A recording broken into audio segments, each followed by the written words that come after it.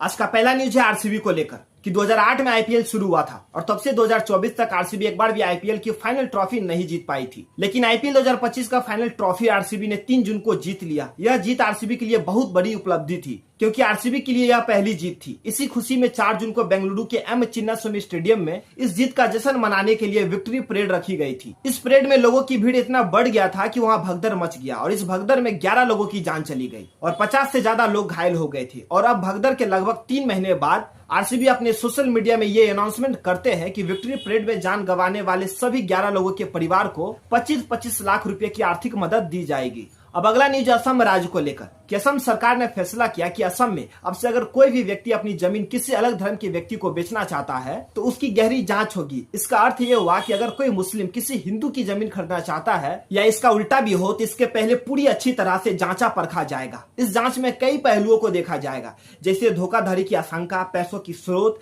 सामाजिक प्रभाव, राष्ट्रीय सुरक्षा।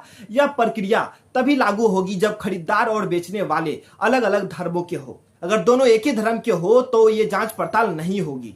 अब अगला न्यूज है अल्लू अर्जुन को लेकर कि अल्लू अर्जुन की दादी का निधन शनिवार की सुबह 94 साल की उम्र में हो गया। अल्लू अर्जुन आज साउथ सिनेमा के सबसे बड़े सुपरस्टार में गिने जाते हैं, लेकिन अल्लू अर्जुन के परिवार में सिनेमा का यह बीज उनके दादा अल्लू रामालिंगा ने ही लगाए थे। अपने समय के टॉप कॉमेडियन और दिग्गज एक्टर रहे रामालिंगा का काफी समय पहले निधन हो गया था। अब उनकी पत्नी यानी अल्लू अर्जुन की दादी ने भी इस दुनिया को अलविदा कह दिया है। अब अगला न्यूज है पाकिस्तान को लेकर कि पाकिस्तान में बाढ़ का कहर खत्म होने का नाम नहीं ले रहा है। यहाँ तक कि पाकिस्तान के सबसे अहम शहर लाहौर तक भी बाढ़ का कहर पहुंच चुका है। लाहौर के कई इलाके बाढ़ के पानी में डूब चुके हैं। लगभग 40 वर्षों में पहली बार लाहौर में इतनी भयंकर बाढ़ आई है। इतना ही नहीं, पाकिस्तान के पंजाब प्रांत जो सबसे अधिक आबादी वाला प्रांत है, वहां बीते शनिवार को लगभग 40 लोगों की मौत हो गई सिर्फ बाढ़ के कारण। अब अगला न्यूज है बैंक को लेकर कि सितंबर का महीना शुरू होते ही त्योहारों का दौर भी शुरू हो जाता है। ईद ए मिलाद, गणेश चतुर्थी, नवरात्रि और दुर्गा पूजा जैसे बड़े त्योहार इसी महीने पड़ते हैं। ऐसे में बैंकिंग कामकाज पर भी असर पड़ेगा। अलग अलग राज्यों में त्योहारों और लोकल छुट्टियों के कारण इस महीने कुल 15 दिन बैंक बंद रहेंगे।